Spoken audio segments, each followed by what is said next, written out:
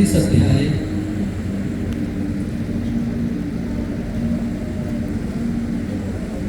और उसकी 13 से मैं पढ़ूंगा, बड़े ध्यान से सुनना।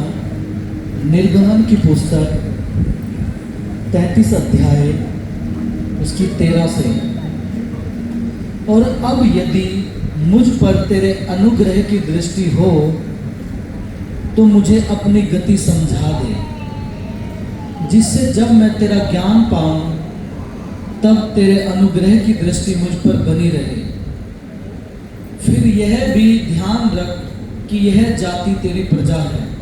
यहोवा ने कहा, मैं आप तेरे साथ चलूंगा और तुझे विश्राम दूंगा। उसने उससे कहा, यदि तू आप ना चले तो हमें यहाँ से आगे ना ले जा। सब कहे आमीन, हालेलुया। जोर से तारीफ करें।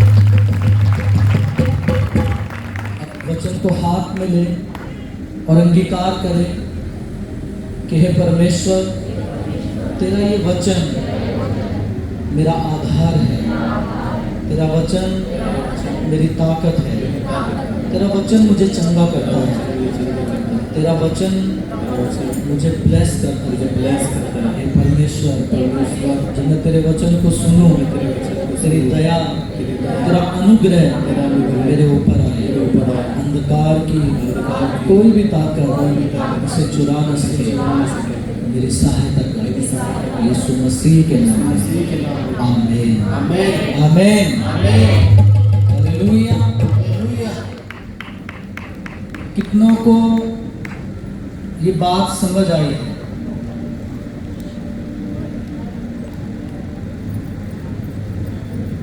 उसने कहा, अब यदि मुझ पर तेरे अनुग्रह की दृष्टि हो तो मुझे अपनी गति समझा दे। किसने कहा?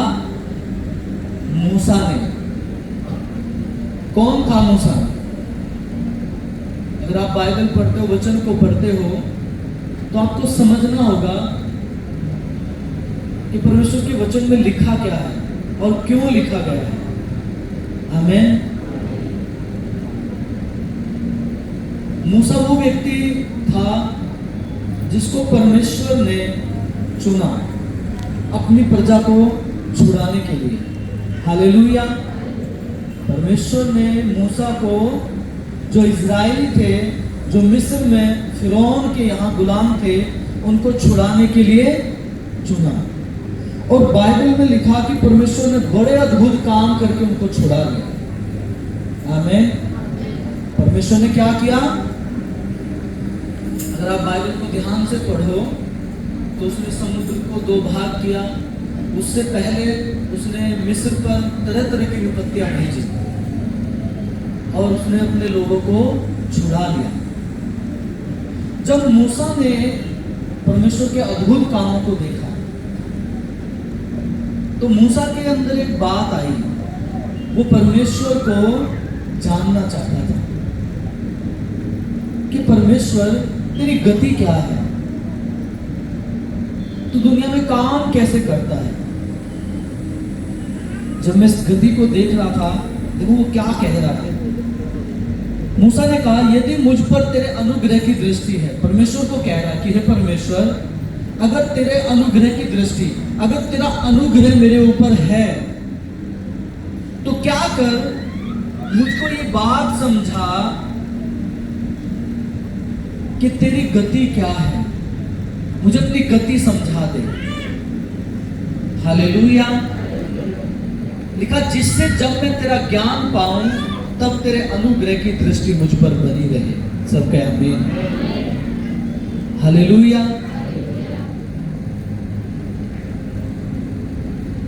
आपको पता है आज दुनिया में किसी के साथ आप बुरा होते देखते हो, किसी के साथ भला होते देखते हो। हालेलुया। किसी के बच्चे बहुत अच्छे हैं और कोई अपने बच्चों के कारण रो रहा है। कोई बिल्कुल नशे के हाथ नहीं लगाता और कोई नशे में डूबा हुआ है।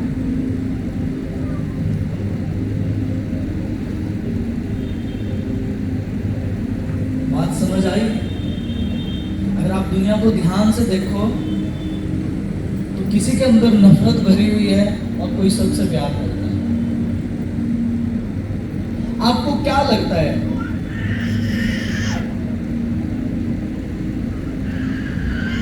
ये क्यों हो रहा है? जब मूसा ने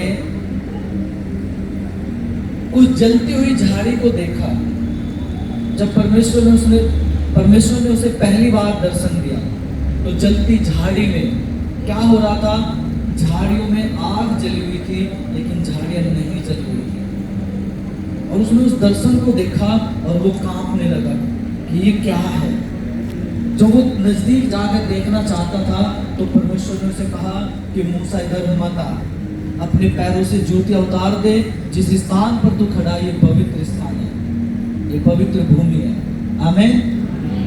और वहां से शुरू हुआ परमेश्वर का काम उसकी जिंदगी में, और वो चलता गया। मिरेकल परमेश्वर उसकी लाइफ में करता गया, उसके द्वारा उसने इस्राएलियों को छुड़ाया।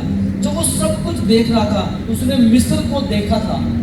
40 साल का वो हो गया था, वो मिस्र में ही पला बड़ा था, राजाओं की तरह वो रहता था।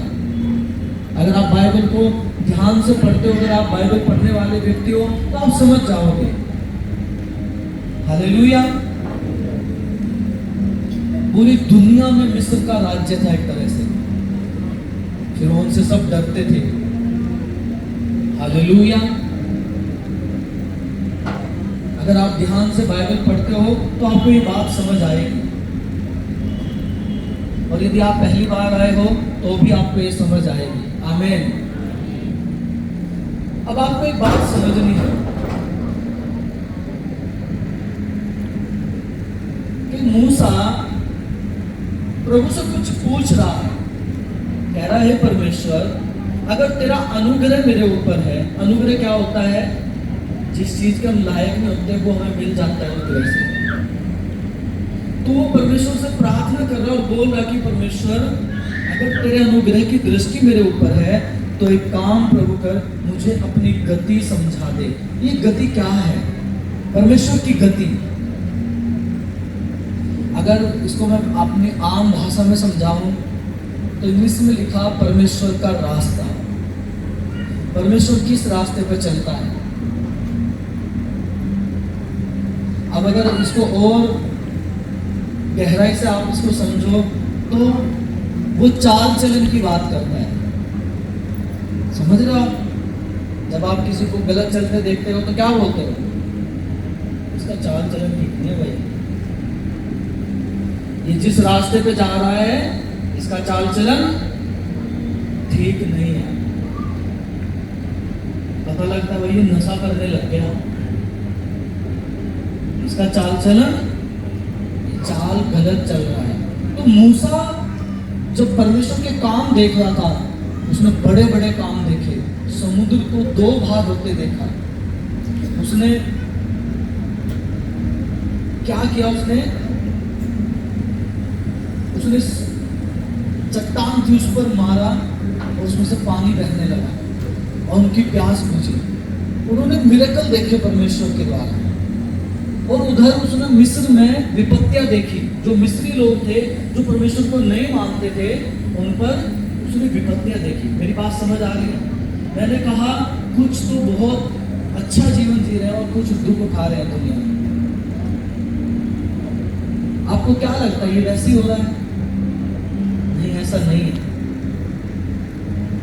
मूसा ये बात जानता था कि परमेश्वर काम कर रहा है, मिरेकल कर रहा है, चंगा कर रहा है, छुटकारा कर रहा है, लेकिन उसके अंदर एक बात आई उसके मन में।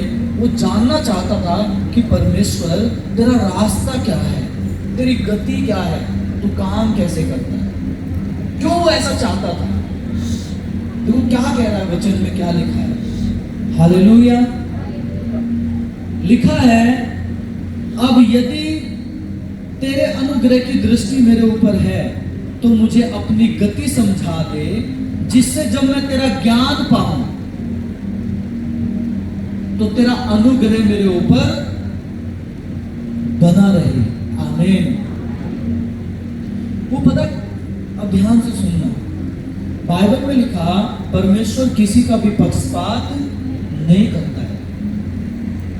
अगर आज आपकी लाइफ में कोई प्रॉब्लम है या आप जिस मुसीबत में हो या आप जो भी अच्छी चीजों को देख रहे हो, परमेश्वर उसका कारण बताता है।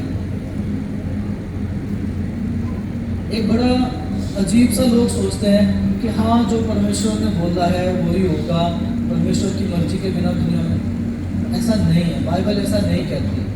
बाइबल कहती है कि देख तू जिस तरह का चाल चलन चलेगा, जिस तरह की तेरी गति है, जिस तरह का तेरा व्यवहार है, उसके अनुसार मैं तुझे प्रतिफल दूंगा। हालेलुया। बाइबल में यहाँ तक के लिखा जो जैसा बोता है ऐसा ही काटेगा। तो एक बात आपको समझनी है कि मूसा परमेश्वर उससे बात कर रहा है, बड़े बड़े काम कर रहा है, तो भी वो एक बात पूछ रहा है। इसके पीछे भेद समझो। पता है मूसा ऐसा क्यों कर रहा है? वरना मान लीजिए आप परमेश्वर से दुआ कर रहे हो और परमेश्वर आपके काम कर रहा है, बस दैट्स इट, चलते रहो। क्या दिक्कत है? भाई कोई बीमार है, आपने प्रेयर करी, प्रभु पास्टर जी मेरे लिए प्रेयर कर दो, प्रभु मेरे ऊपर दया कर दे, वो बीमारी दूर होगी, वो प्रॉब्लम आपकी खत्म होगी, फिर तो बस बात, धन्यवाद प्रभु, चलते रहो। जब मूसा ने प्रभु से ये बात कही कि प्रभु मैं तेरी गति जानना चाहता हूँ, उसने उसका कारण बताया। वो उस अनुग्रह को पाना चाहता था जिसकी वजह से हमेशा बचा जा सकता है। आमीन। क्योंकि मैंने ऐसे बहुत सी कहानियां, बहुत से ऐसी गवाहियां सुनी है लोगों की कि उन्होंने जब अपनी बेटी की शादी की और उसका जो पति था वो बिल्कुल अच्छा था, जब शादी हुई कोई ऐब नहीं था, वो धीरे धीरे चला, कब वो नशेड़ी हो गया, कब वो नशे में फंस गया पता नहीं लगा। आज लड़की दुखी है। आज आपने देखा होगा, अब जी मेरे पिछले 2 साल से मैं बड़ा परेशान हूँ। पहले तो सब कुछ ठीक चल रहा था, जो भी काम करता था वो ठीक रहता था। अब कुछ भी कर ले वही प्रॉब्लम, वही गरीबी, वही बीमारी। कितने समझ रहे हैं? तो मूसा एक बात जानना चाहता था कि परमेश्वर, मैं अपने शब्दों में बता रहा हूं, जो प्रभु ने मुझसे बात की, मेरी बात ध्यान से सुनो। क्यों उसके मन में ऐसा आया कि वो परमेश्वर की गति को जानना चाहता है? क्योंकि उसने देखा वो मिस्र में पला बढ़ा। अगर आप उसकी स्टोरी सुनोगे तो मिस्र में उसको पाला गया, वो राजा की तरह, एक राजकुमार की तरह बड़ा हुआ, और उसी मिस्र को परमेश्वर ने सजा दी। हालेलुया। और एक तरफ इजरायली थे, उनको प्रभु ने बचाया, उनके लिए बड़े बड़े मिरेकल किए। हालेलुया। अब मूसा के मन में सवाल आया कि परमेश्वर तू काम कैसे करता है? एक को सजा दे रहा है और एक को बचा रहा है। लेकिन अगर ध्यान से हम लोगों को देखो तो बाइबल ये कहती है सबने पाप किया है। क्या इजराइलियों ने पाप नहीं किए थे? अगर बाइबल कहती है सबने पाप किया है तो इजराइलियों ने भी किया था। लेकिन इजरायली बचा लिए गए, मिस्री नहीं बचाए गए। तो क्या परमेश्वर पक्षपात करता है? बाइबल तो कह रही नहीं, परमेश्वर किसी का भी पक्षपात नहीं करता है। अगर मान लीजिए 2 व्यक्ति हैं, दोनों ने चोरी की और मालिक ने उन्हें पकड़ लिया, अब एक को मालिक छोड़ रहा है और एक को नहीं छोड़ रहा है, तो देखने में तो क्या लगेगा? दोनों चोर हैं, तो एक को सजा का है। तो मूसा जानना चाहता है कि प्रभु मैं तेरी गति जानना चाहता हूं, तेरा चाल चलन, तेरे काम करने का तरीका, तेरा क्या ज्ञान है। मैं पिछले संडे भी एक बात बता रहा था कि मनुष्य का ज्ञान रहित रहना अच्छा नहीं है। जो उतावली से दौड़ता है वो चूक जाता है। जब परमेश्वर काम कर रहा था मिस्रियों में विपत्ति आ रही थी, अपने लोगों को वो बचा रहा था। मूसा के मन में सवाल आया और उसने प्रभु से ये पूछा कि प्रभु अगर तेरा अनुग्रह मेरे ऊपर है, अनुग्रह मतलब कि प्रभु मैं इस लायक तो नहीं हूं कि तुझे जवाब देना ही पड़े, पर अगर तू मेरे को अनुग्रह कर, तेरा अनुग्रह मेरे ऊपर है, तूने मुझे अपने काम के लिए चुना है, तो मुझे समझा प्रभु तेरी गति क्या है, तेरा चाल चलन, तेरा रास्ता क्या है जिस पर तू चलता है, तू काम करता है। क्यों ऐसा जानना चाहता था? क्योंकि वो ये कंफर्म करना चाहता था कि परमेश्वर तेरा अनुग्रह मेरे ऊपर बना रहे जब मैं तेरा ज्ञान पाऊं। अब ये कैसी बात है, ज्ञान कैसे अनुग्रह लेके आता है? ये ज्ञान दुनिया का ज्ञान नहीं है, जिस तरह से आज दुनिया जी रही है, ये वो ज्ञान नहीं है। ये परमेश्वर का ज्ञान है जो स्वर्ग से उतरता है, पवित्र आत्मा के द्वारा उतरता है। आमीन, हालेलुया। ये ज्ञान आपको बता, अगर आपको नींद आ रही है ना, तो शैतान को ढंग दो भाई, जोर से तारीफ करो।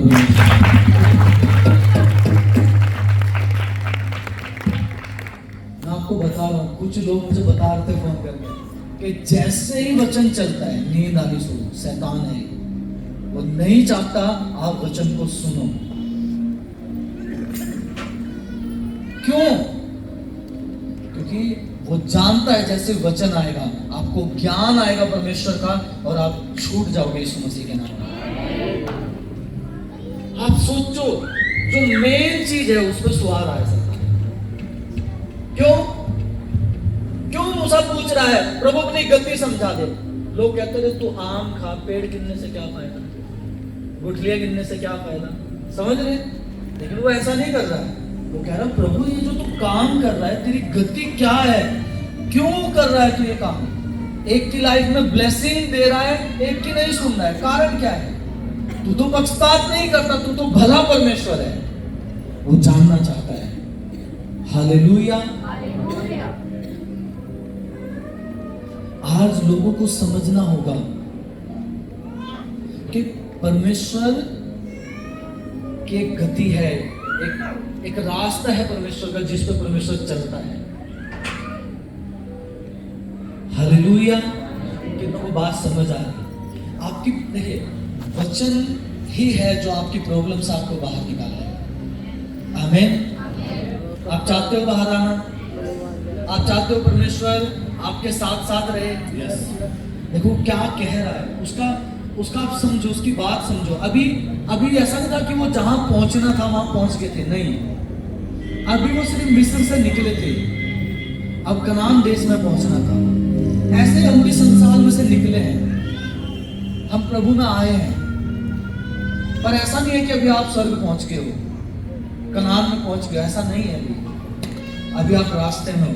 और मूसा जानता है इस बात को कि अगर इस यात्रा को पूरा करना है तो परमेश्वर का होना बड़ा जरूरी है साथ। और परमेश्वर कैसे होगा साथ?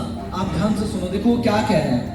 कह रहा है अब यदि मुझ पर तेरे अनुग्रह की दृष्टि हो तो मुझे अपनी गति समझा दे, जिससे जब मैं तेरा ज्ञान पाऊं तब तेरे अनुग्रह की दृष्टि मुझ पर बनी रहे।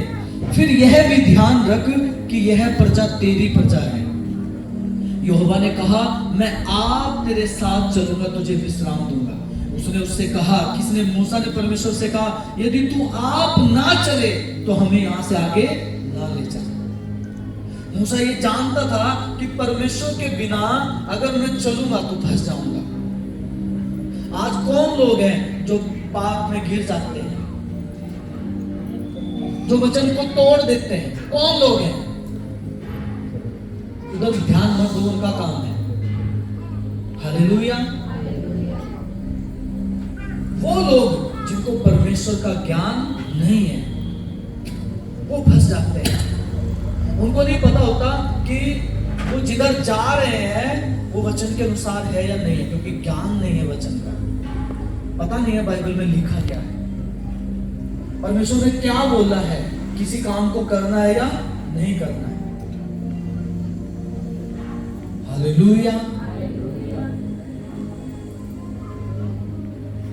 अगर आपको उस समय ये इतनी बाइबल नहीं थी, सिर्फ निर्गमन था, बल्कि उस समय तो केवल परमेश्वर बात कर रहा था। मूसा जिसने उत्पत्ति लिखी, निर्गमन लिखा, वो केवल डायरेक्ट, ऐसा नहीं था कि वचन, ये बाइबल ही उत्पत्ति से जो लिखी गई ना, मूसा के द्वारा लिखी गई।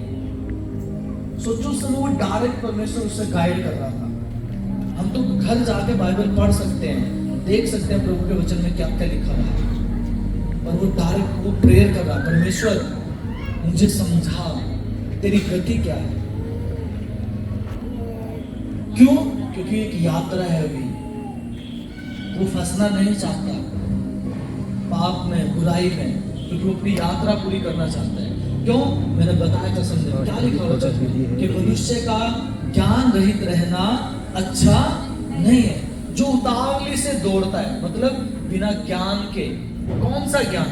ये मूसा वही ज्ञान कह रहा, प्रभु अगर तेरे अनुग्रह की दृष्टि मेरे ऊपर है तो मुझे अपनी गति समझा दे, ताकि जब मैं तेरा ज्ञान पालूं तो तेरा अनुग्रह मेरे ऊपर बना रहे। और कह रहा प्रभु तू साथ, प्रभु ने कहा मैं तेरे साथ साथ रहूंगा।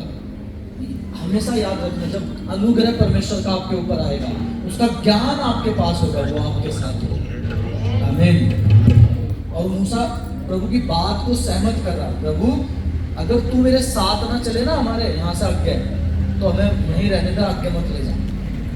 क्योंकि वो जानता है जहां तक प्रभु मेरे साथ है मैं वहीं तक सुरक्षित हूं।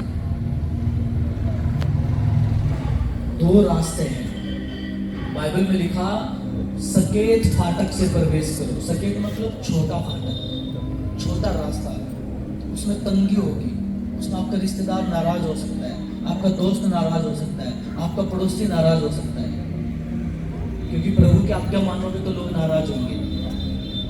लेकिन एक रास्ता ऐसा है जिसमें आप परमेश्वर को छोड़ते हो और आप चलते हो, चाहे जहां जाओ, जो मर्जी करो, बड़ा मजा आ रहा है लिखा है, लेकिन उसके अंत में आप चूक जाओगे। लिखा सकेत फाटक से, छोटे फाटक से प्रवेश करो, क्योंकि चौड़ा है वो मार्ग जो विनाश को पहुंचाता है, और बहुत से जो उसमें जाते हैं। लेकिन छोटा है वो मार्ग जो जीवन को पहुंचाता है, और थोड़े हैं जो उसे पाने। क्यों? क्योंकि छोटे फाटक में निकलने में तंगी होती है। हालेलुया।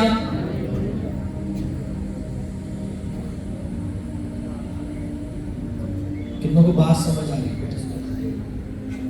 हालेलुया।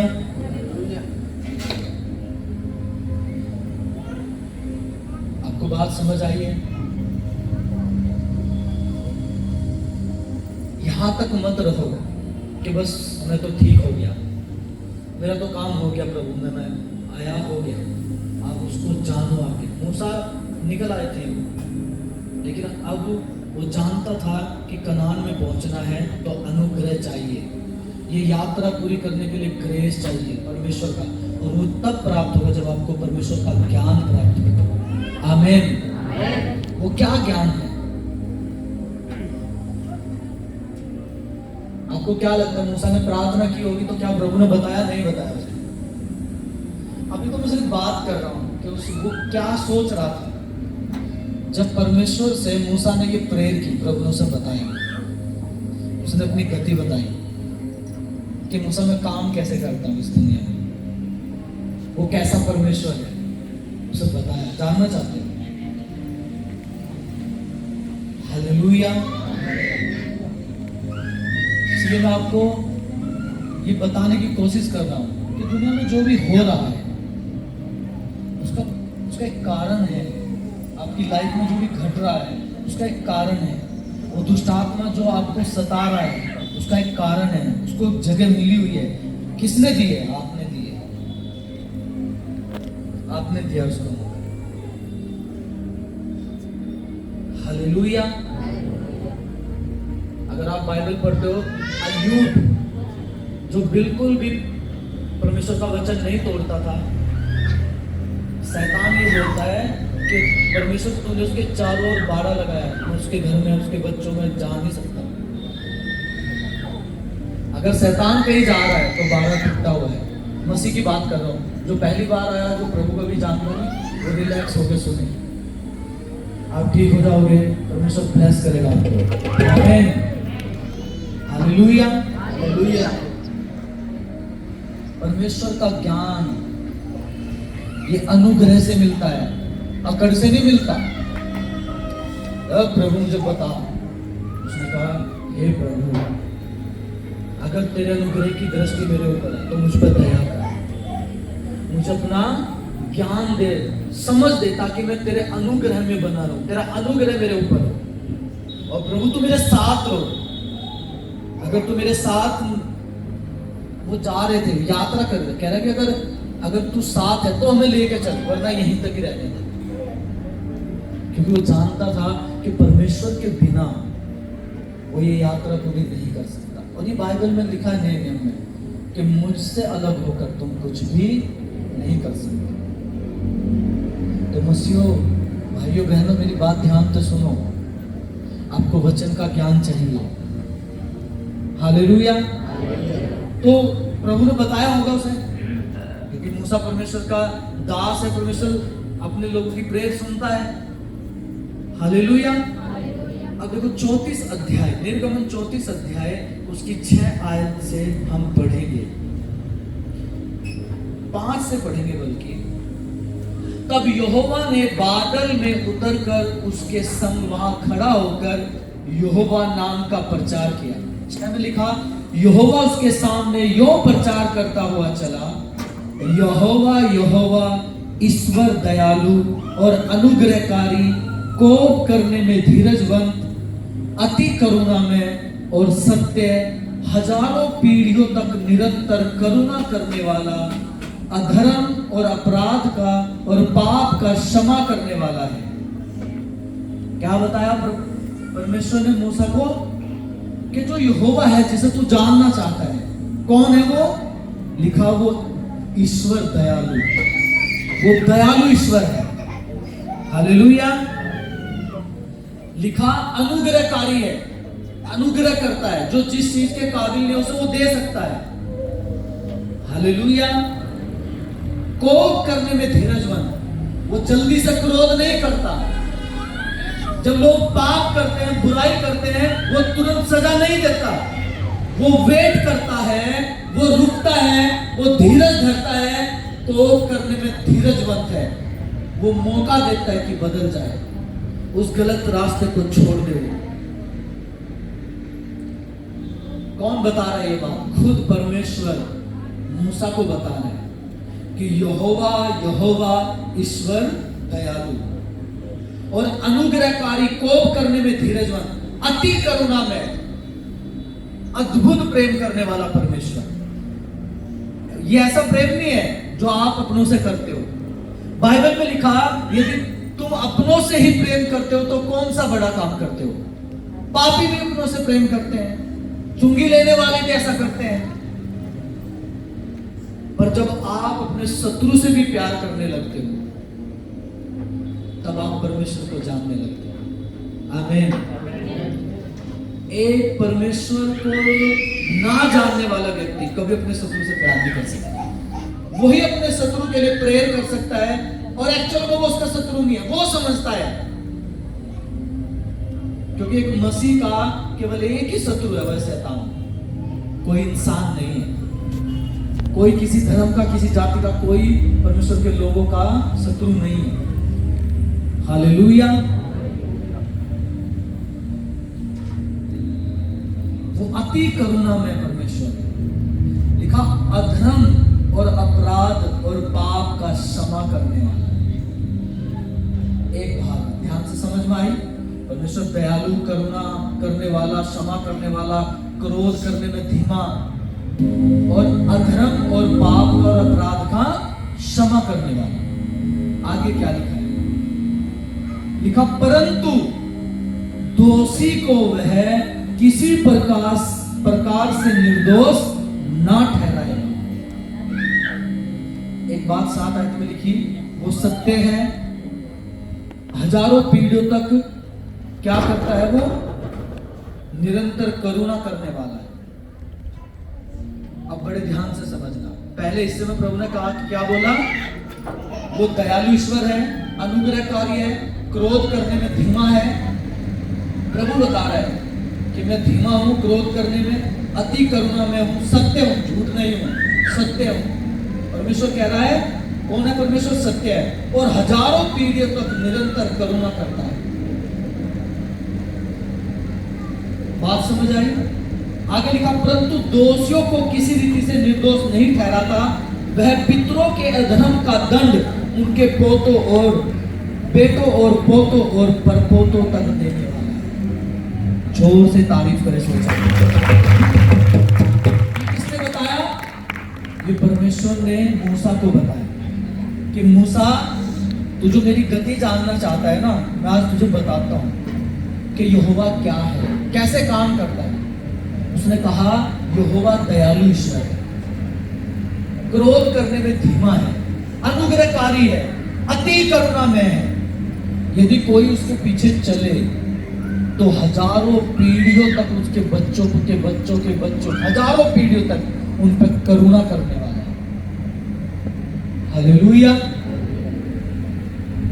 लेकिन वो निर्दोष को किसी भी रीति से, दोषी को किसी भी रीति से निर्दोष नहीं ठहराता। फिर बाइबल तो ये कहती है कि सबने पाप किया है। अगर आप मेरे से पूछो तो मैंने भी पाप किए, फिर मैं कैसे बचाया गया? बाइबल में एक बात लिखी है, ध्यान से सुनना।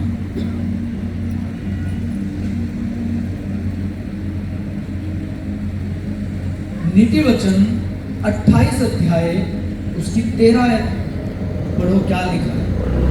नीति वचन 28 उसका 13।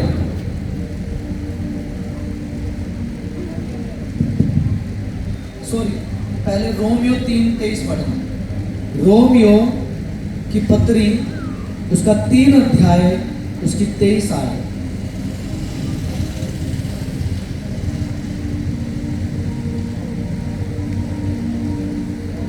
रोमियो की पुस्तक पढ़ो कोई जन।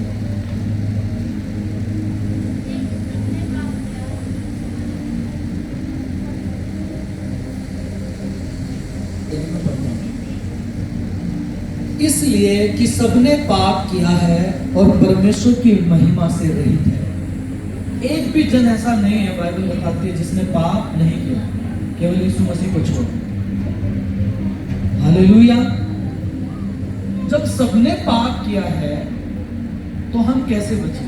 वचन तो ये कहता है कि परमेश्वर दयालु है, सब कुछ है, पर वो दोषी को किसी भी रीति से निर्दोष नहीं ठहराता। फिर मैं कैसे बचाया गया? बाइबल कहती है कि जो कोई उस पर विश्वास करेगा।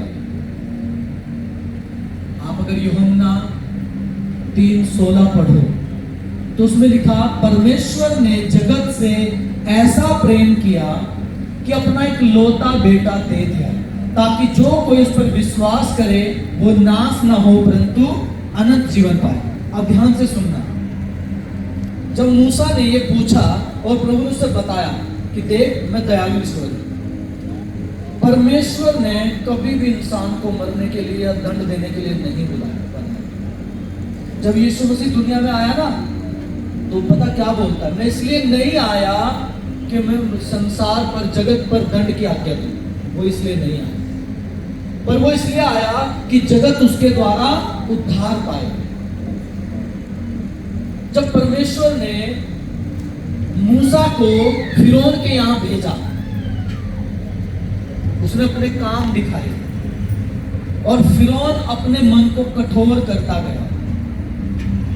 उसने पाप का पश्चाताप नहीं किया, उसने परमेश्वर के काम देखकर भी अपना जीवन नहीं बदला। आज भी यीशु मसीह ने अपने चेलों को जब कहा, जाओ जाकर प्रचार करो, क्योंकि बाइबल बताती है सबने पाप किया, सब दोषी ठहर गए थे, सबने अपना अपना मार्ग ले लिया था, पर यीशु मसीह हमारे सबके अधर्म को, देखो क्या लिखा है, यशायाह 53 अध्याय, वो अधर्म का, पाप का क्षमा करने वाला है, पर वो दोषी को निर्दोष नहीं ठहराता।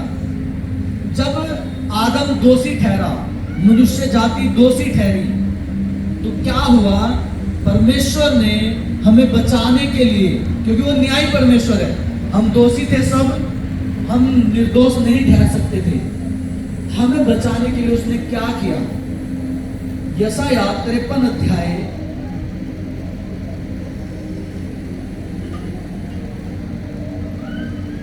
और उसकी 4 आयत से मैं पढ़ूंगा। लिखा है, निश्चय उसने हमारे रोगों को सह लिया और हमारे ही दुखों को उठा लिया, तो भी हमने उसे परमेश्वर का मारा कूटा और दुर्दशा में पड़ा हुआ समझा। 5 आयत में लिखा, परंतु वह हमारे ही अपराधों के कारण घायल किया गया, वह हमारे ही अधर्म के कामों के कारण कुचला गया, हमारी ही शांति के लिए उस पर ताड़ना पड़ी कि उसके कोड़े खाने से हम चंगे हो जाएं। हमारे अधर्म के पापों के कारण यीशु मसीह कुचला गया। जब परमेश्वर ने हमें बचाया तो वो अपने न्याय से नहीं हटा। न्याय ये कहता था कि हम दोषी हैं और नरक जाने थे, लेकिन हमारे लिए यीशु मसीह अपराधी बना। हमारे लिए उसने हमारे अपराधों को अपने ऊपर उठा लिया। हमारे लिए उसने क्रूस उठाया और क्रूस पर वो चढ़ गया, उसको चढ़ा दिया गया, वो श्रापित बना। हमारे लिए प्रभु अधोलोक में नरक तक गया ताकि हम बचाए जाए। हम बचते कैसे हैं? आप पढ़ो नीति वचन 28 और उसका 13।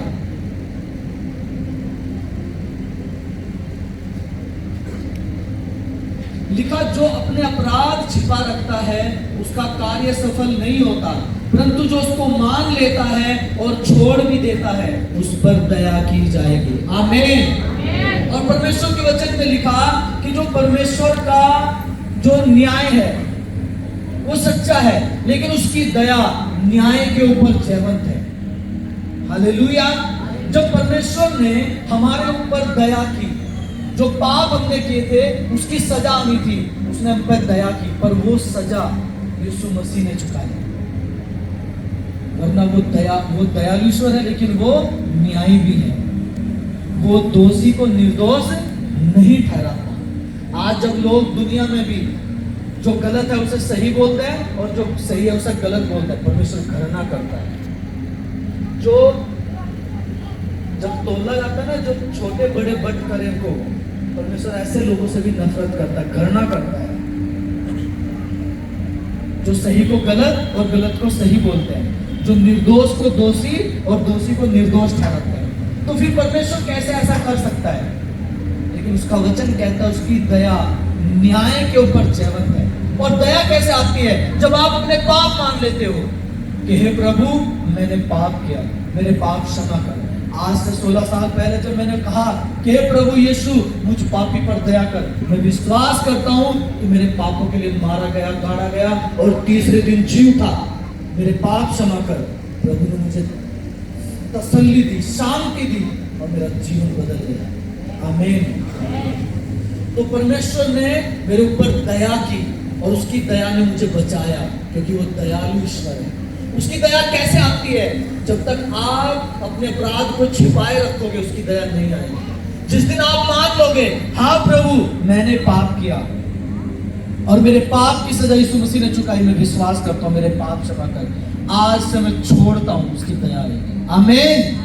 और आप ब्लेस्ड होंगे यीशु मसीह के नाम में, क्योंकि वो न्यायी परमेश्वर है।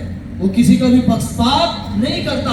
मूसा पूछ रहा था, प्रभु मिस्रियों को तू सजा दे रहा है, इजरायलियों को तू बचा रहा है। इजरायली भी पाप करते थे और मिस्री भी पाप करते थे, फिर तुम इजरायलियों को क्यों अपनी प्रजा कहता है?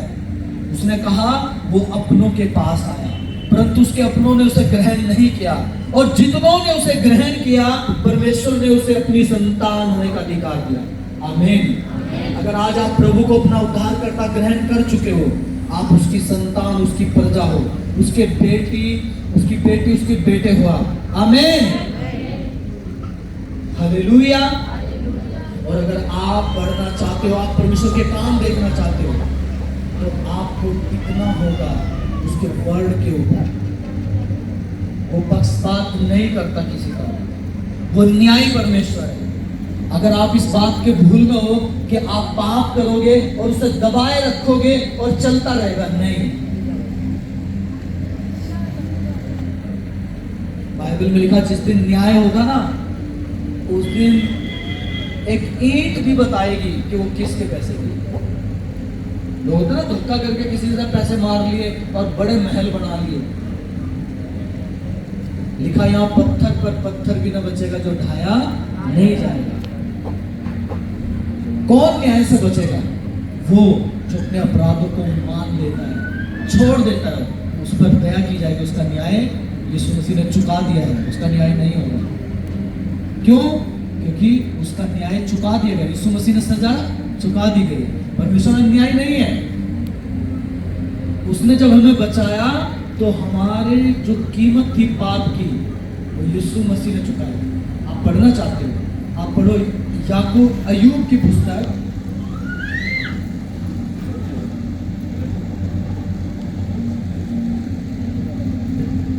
अय्यूब की पुस्तक, उसका 33 अध्याय और उसके 19 में पढ़ूंगा, ध्यान से सुनना। अय्यूब 33। मनुष्य की ताड़ना भी होती है कि वह अपने बिछोने पर पड़ा पड़ा करता है और उसकी हड्डी हड्डी में लगातार झगड़ा होता है, यहाँ तक कि उसका प्राण रोटी से और उसका मन स्वादिष्ट भोजन से घृणा करने लगता है।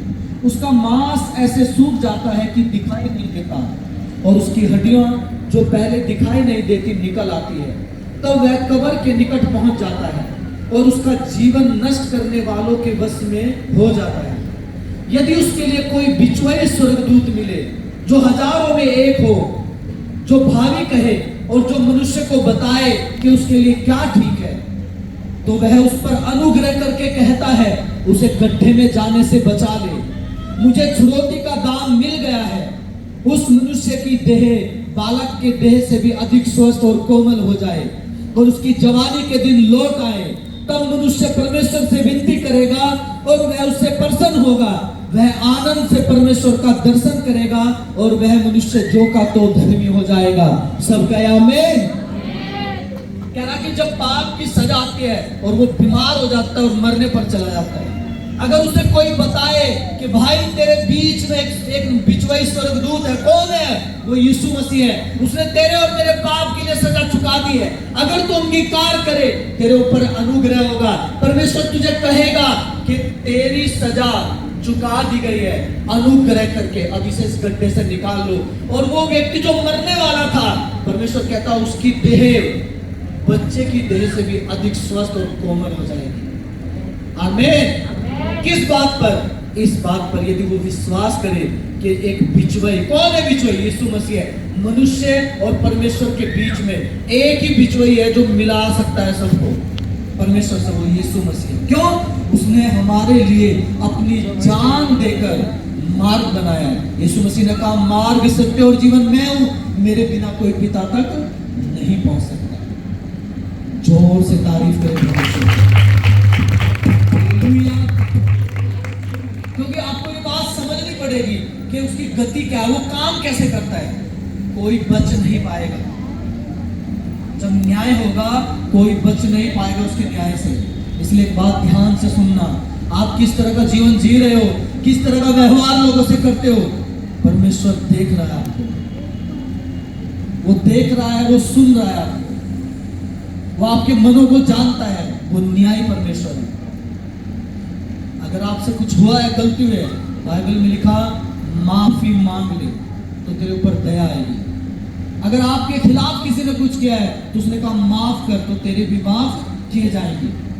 मैंने देखा माफी मांगना फिर भी आदमी मांग लेता है, आसान है, क्योंकि उसे पता होता है तुमने गलत कर दिया। लेकिन माफ करना बड़ा खतरनाक लोगों को लगता है।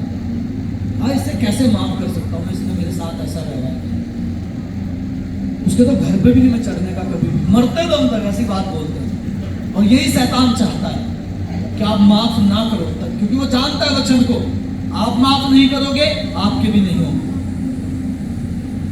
कितनों को बात समझ आ रही है? वो न्याय परमेश्वर है, उसका ज्ञान प्राप्त करो। अनुग्रह आता कैसे? उसने कहा जो दया करता है उस पर दया की जाएगी।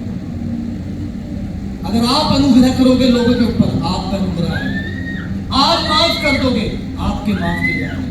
अभी अमेरिका में एक प्रभु के दास को गोली मार दी थी किसी ने। आज उसकी पत्नी ने शायद कल स्टेटमेंट दिया कि उसे पकड़ लिया था जिसने उसके पति को मारा। वो प्रचार करता था, लेकिन उसने उसे माफ कर दिया। उसकी पत्नी ने कि वचन में लिखा कि अपने शत्रु को माफ करो, माफ कर दिया उसे। आप यकीन करोगे दे उसके पति को। आज मैं सुबह देख रहा था, उसकी पत्नी ने उस अपराधी को कहा सर मैं माफ कर दिया, कोई केस नहीं कर, प्रभु ने आप देख लिया। उसने क्या किया, वो क्या जो वचन में लिखा हुआ है। आपको क्या लगता है अगर वो अपराधी पश्चाताप ना करे तो क्या प्रभु छोड़ेगा उसे? वो न्यायी परमेश्वर है, इसलिए परमेश्वर से क्या मांगना है? ये नहीं मांगना प्रभु ये हो जाए, वो करेगा। उसने कहा सबसे पहले मेरे राज्य की खोज कर। क्या उसका राज्य है?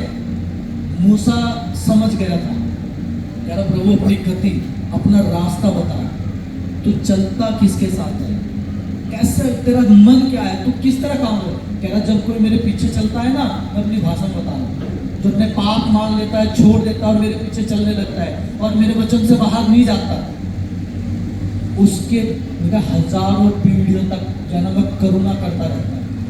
और जो दोषी है अगर वो पश्चाताप ना करे, उसे किसी भी रीति से निर्दोष नहीं ठहराने का, बल्कि उसकी सजा उसके बेटों पोतों तक मिलती जाती है। इसलिए पता नहीं आपका कौन सा श्राप काम कर रहा है कि आपके दादा परदादा भी गरीब थे, आप भी गरीब हो, पहले भी वही बीमारियां चली आती, आज भी आती। आप छूट सकते हो यदि आप फैसला करो कि आज से मैं परमेश्वर की संतान हूं, आज से मैं प्रभु से अपने पाप का पश्चाताप करूंगा और उस पाप को छोड़ दूंगा सदा के लिए। वो आपका परमेश्वर होगा। उसने कहा मैं तेरे संग संग चलूंगा। मूसा कहता प्रभु अगर तू मेरे संग ना चले मुझे आपके लेके भी मत जाना। आज तो लोग वैसे ही बिना परमेश्वर के दौड़ दे भाग लेंगे, यार वहां से दिहाड़ी आई संडे की कोई बात नहीं, अगले संडे रखेंगे, चाहे वहां शैतान ने जो है बीमारी का झाड़ बचा रखा है, 1000-2000 के चक्कर में 10,000 लग के बीमारी। आपको परमेश्वर से पूछना है, उसके वचन में चलना, मेरी बात सुनना। अगर मैं खुल के बताऊं, अगर आप प्रभु से कहो प्रभु आज संडे है, घर में खाना नहीं है, आज ही दिहाड़ी आई, प्रभु दिहाड़ी पे जाऊं या तेरे घर में जाऊं, आपको क्या लगता है परमेश्वर क्या बोलेगा? अच्छा बताओ, जो वचन पढ़ते क्या बोलेगा? क्या कोई बात नहीं, मैं जानता हूं तेरी मजबूरी, पहले दिहाड़ी जा है। परमेश्वर कहेगा मैं जानता हूं तेरी क्या आवश्यकता है, पहले मेरे राज्य की खोज कर, पहले मेरे घर में आ, पहले पश्चाताप कर,